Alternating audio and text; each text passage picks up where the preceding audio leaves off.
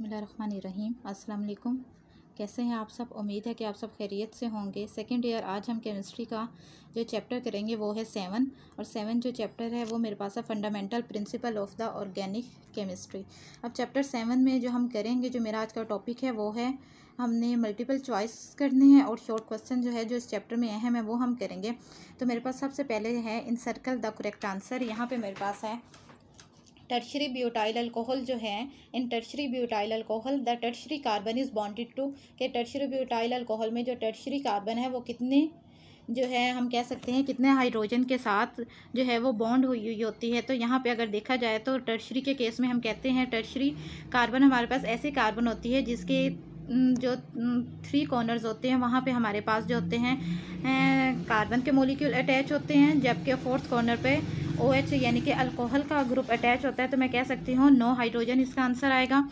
उसके बाद अगला मेरे पास जो MCQs है वो ये है कि कौन सा ऐसा केमिस्ट था जिसने क्या किया था और यूरिया को सेंथिसाइज किया था फ्राम अमोनियम सायानेट। अमोनियम सायानेट से यूरिया को किसने बनाया था? तो वॉलर जो था ये वो पहला साइंसदान था जिसने क्या किया था कि हमारे पास इनऑर्गेनिक जो मटेरियल था उससे क्या बनाया था, यूरिया को प्रिपेयर किया था।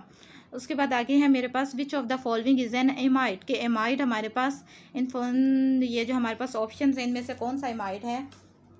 तो जो मेरे पास है एमाइड, याद रखें कि एमाइड हमारे पास अगर किसी अल्काइल ग्रुप के साथ NH2 ग्रुप अटैच हो जाए तो उसे हम कहेंगे एमाइड। तो इस केस में जो ऑप्शन बी है वो करेक्ट होगा। उसके बाद है विच of the following is an alcohol, के इनमें से अल्कोहल कौन सा है? तो याद रखें जब भी हम अल्कोहल की बात करते हैं तो अल्कोहल का जो फंक्शनल ग्रुप है वो है OH। अगर हम देखें तो हमारे पास जो ऑप्शन ए है, ऑप्शन ए में हमारे पास अल्काइल ग्रुप R जो है उसके साथ OH ग्रुप अटैच है, तो ये इसका करेक्ट आंसर होगा। उसके बाद हमारे पास है CO2H is the following group, कि C यानी कि COOH जो है वो कौन सा ग्रुप है? अगर हम ऑप्शंस में देखें तो अल्कोक्सी ग्रुप है, कार्बोनाइल है, कार्बोक्सल और हाइड्रोक्सल। याद रखिए हाइड्रोक्सल ग्रुप तो OH होता है, अल्कोक्सी ग्रुप हमारे पास RO होगा और कार्बोनाइल ग्रुप हमारे पास CO होता है, जबकि हमारे पास कार्बोक्सिलिक ग्रुप होता है COOH। तो मैं कह सकती हूँ जो मेरे पास करेक्ट ऑप्शन है वो है C। उसके बाद हम करेंगे जो है वो शॉर्ट क्वेश्चन जो बहुत ज़्यादा अहम है। उनमें सबसे पहले मेरे पास है what is the significance of the Waller work, कि जो वॉलर ने वर्क किया था उसकी बेसिकली सिग्निफिकेंस क्या थी? तो याद रखें जो वॉलर ने बेसिकली वर्क किया था, इसने क्या किया था कि हमारे पास इनऑर्गेनिक मटेरियल से उसने बनाए थे ऑर्गेनिक कंपाउंड। और पहले दौर में ये तस्वुर किया जाता था कि जो हमारे पास ऑर्गेनिक कंपाउंड है उससे हम इन ऑर्गेनिक मटेरियल से प्रिपेयर नहीं कर सकते। तो इसलिए हम कह सकते हैं कि इसके सिग्निफिकेंस में वॉलर जो था उसने रिजेक्ट किया था वाइटल फोर्स थ्योरी को, और इसने वाइटल फोर्स थ्योरी को रिजेक्ट करने के बाद large number of organic compound जो थे वो प्रिपेयर हुए थे फ्राम इनऑर्गेनिक मटेरियल से।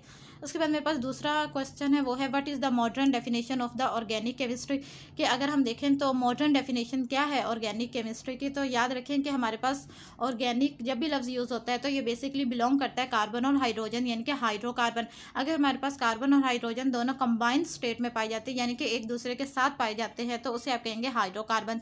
तो हम ऑर्गेनिक केमिस्ट्री में बेसिकली हम स्टडी करते हैं हाइड्रोकार्बन यानी कि कार्बन और hydrogen and their derivatives. Derivatives mean drive होना, माखूज होना, यानी कि जो कार्बन और हाइड्रोजन से कंपाउंड माखूज हुए उनसे निकले हैं तो उन्हें आप क्या कहेंगे? डेरिवेटिव्स। उसके बाद आगे मेरे पास है what is the vital force theory, के वाइटल फोर्स थ्योरी क्या है? तो याद रखें कि क्या था कि वॉलर के वर्क से पहले जो थे वो लोग कंसिडर करते थे कि ऑर्गेनिक कंपाउंड जो होते हैं वो सिर्फ और सिर्फ लिविंग ऑर्गेनिजम्स में यानी कि लिविंग थिंग्स में जो होते हैं सेंथिसाइज होते हैं, और इसे हम इनऑर्गेनिक मटेरियल जो है उससे सेंथिसाइज नहीं किया जा सकता। क्यों नहीं किया जा सकता? Because a large amount of force is require, क्योंकि इसके लिए हमें क्या चाहिए था? एक लार्ज अमाउंट ऑफ जो फोर्स थी वो रिक्वायर थी। उसके बाद आगे मेरे पास क्वेश्चन है वो है why vital force theory was rejected, के वाइटल फोर्स थ्योरी को क्यों रिजेक्ट कर दिया गया था? क्योंकि मैंने पहले बात की है कि जो वाइटल फोर्स थ्योरी थी वो ये थी कि आपको लार्ज अमाउंट ऑफ फोर्स चाहिए इनऑर्गेनिक मटेरियल से ऑर्गेनिक मटेरियल को बनाने के लिए। यहाँ पे क्या था कि वॉलर ने जब वर्क किया तो उसने क्या किया? अमोनियम सायानेट से उसने यूरिया को प्रिपेयर किया। Urea is an organic compound और ammonium cyanate is an inorganic compound. तो इससे क्या हुआ? जो वाइटल फोर्स थ्योरी थी वो क्या हो गई? रिजेक्ट हो गई। उसके बाद आगे मेरे पास है डिफाइन कैटिनेशन। कैटिनेशन हमारे पास क्या होती है कि कार्बन एटम की आपस में जो सेल्फ लिंकेज की प्रॉपर्टी होती है, यानी कि कार्बन एटम का आपस में ज्वाइन होना, ज्वाइन होकर लॉन्ग चेन और लॉन्ग रिंग्स बनाना। तो इस प्रॉपर्टी को आप क्या कहते हैं? कैटिनेशन। व्यूअर्स, अगर आपको मेरी वीडियो अच्छी लगी है तो मेरे चैनल को लाइक, शेयर एंड सब्सक्राइब ज़रूर करें।